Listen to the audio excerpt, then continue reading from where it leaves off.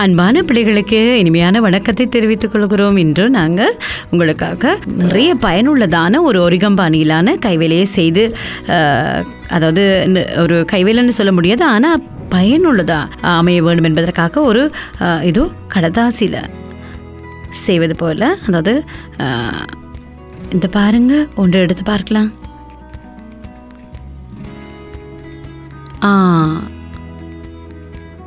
இதோ பார்த்தீங்களா, சின்ன பெட்டி.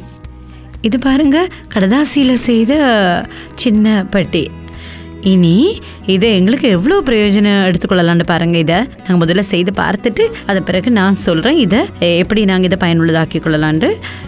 இதுக்கு நாங்கள் எங்களுக்கு அதாவது பத்திரிகையினுடைய ஒரு பக்கம் தேவை. அதாவது முழுமையான ஒரு பத்திரிகையினுடைய முழு பக்கத்தை எடுத்து அதை இரண்டாக மடித்து, இன்னும் கொஞ்சம் கடினமாக இருக்க வேண்டும் என்பதற்காக நான் இதை எடுத்துக்கொள்கிறேன். சரியாக கவனித்துக்கொள்ளுங்க.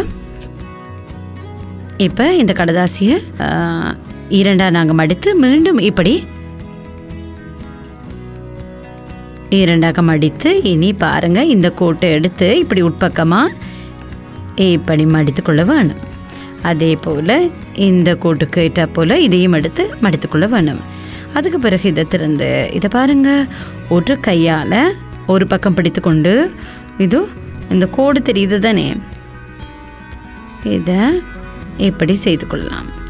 இப்போ பாருங்கள், இப்படி மடித்தம் தானே. அதுக்கு பிறகு இதை இந்த பக்கம் திருப்பி நாங்கள் ஏற்கனவே வீடுகள் செய்தோமே, அதே போல் உங்களுக்கு ஞாபகம் இருக்குன்னு நினைக்கிறேன்.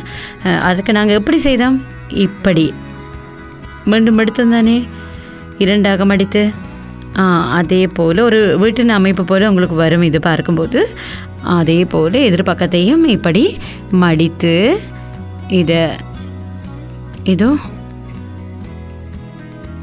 இப்படி விரித்து, இது வீட்டினுடைய அமைப்பு வருவது போல் இப்படி நாங்கள் மடித்து அழுத்தி எடுத்துக்கொள்ள வேணும். அதை பிறகு அதையே நாங்கள் விரித்து வைப்போம். இனி இதை இப்படி மடித்து ரெண்டாக மடித்து, இந்த கோடு இருக்குது தானே பாருங்கள், இதிலேருந்து இந்த முதல் பகுதியை எடுத்து இப்படி உட்பக்கமாக நாங்கள் மடித்து கொள்ளுவோம். அதே போல் எதிர்பக்கத்தையும் இதே மாதிரி உட்பக்கமாக நாங்கள் மடித்து எடுத்துக்கொள்ளுவோம். இனி இதை இப்படி மேல் நோக்கி மடித்துக்கொள்வோம். அதே போல் இந்த பக்கத்தையும் எடுத்து இப்படி உட்பக்கமாக கீழ் நோக்கி இப்படி மடிப்போம். அதே போல் மற்ற பக்கத்தையும் எடுத்து இதோ இப்படி மடித்து, அதே போல் இந்த நடுக்கோடுக்கு வார மாதிரி இதை மடித்து கீழே உள்ளதை இப்படி மேற்பக்கமாக மடித்து, இப்போ பாருங்கள், விரித்து பார்க்கும்போது ஒரு பாக்ஸ் ஒன்று செய்து முடிச்சாச்சு. இனி இது எங்களுக்கு ஏதாவது கடதாசிகளை வெட்டி, இப்போ நாங்கள் நினைப்போமே எங்களை ஒரு கைவேலையை செய்கிறோம், அதில் எஞ்சி இருக்கக்கூடிய இப்போ வெட்டுப்படுகின்ற கடதாசி, அதே போல் கிழிகின்ற கடதாசி, இவற்றையெல்லாம் எடுத்து இப்படி ஒரு பத்திரிகையில் இப்படி செய்து வைத்தா, ஒரு பெட்டியை செய்து வைத்தா, அதையெல்லாம் எடுத்து இதுக்குள்ளே நாங்கள் இதில் விட்டு வைக்கலாம். அதாவது தேவையில்லாத பொருட்கள்னு நாங்கள் வைத்திருக்கிறத எல்லாம், இந்த கழிவுகளையெல்லாம் எடுத்து நாங்கள் இதில் போட்டு வைக்கலாம். ஆகவே நாங்கள் வேலை முடிந்ததுக்கு பிறகு பேப்பரில் தானே எடுத்தோம், ஆகவே இதை தேவையில்லாட்டி நாங்கள் இதை அப்படியே டஸ்ட்பினுக்குள்ளே போட்டு விடலாம்.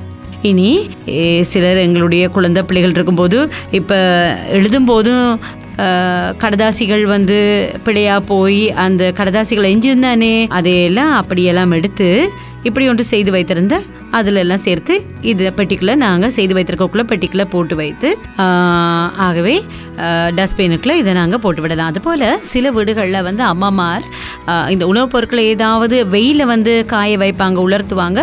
அதற்கு இது போன்று ஒரு பெட்டியை நாங்கள் பாவிக்கலாம். என்னென்னு சொன்னால், வெறுமனே பத்திரிகையில் நாங்கள் காய வைக்காமல் இப்படி பெட்டியை செய்து அதில் நாங்கள் காய வைக்கலாம்.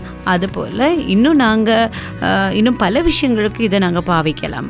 அதே போல் பல விஷயங்களுக்கு நாங்கள் இந்த பெட்டியை தயார் செய்யலாம். இனி இது மாதிரி நிறைய பிள்ளைகள் தேடி பாருங்கள். உங்களுக்கு இதே மாதிரி நினைத்து பார்த்து உங்களுக்கு இது பயனுள்ளதாக இருந்தால் நீங்கள் அதை மாற்றிக்கொள்ளுங்க. அதே போல் நிறைய பேக்ஸுகள் இருந்தால் இதை அழகாக மடித்து இதில் நாங்கள் நாங்கள் போட்டு வைத்திருக்கிறோம் இந்த பெட்டிக்குள்ள.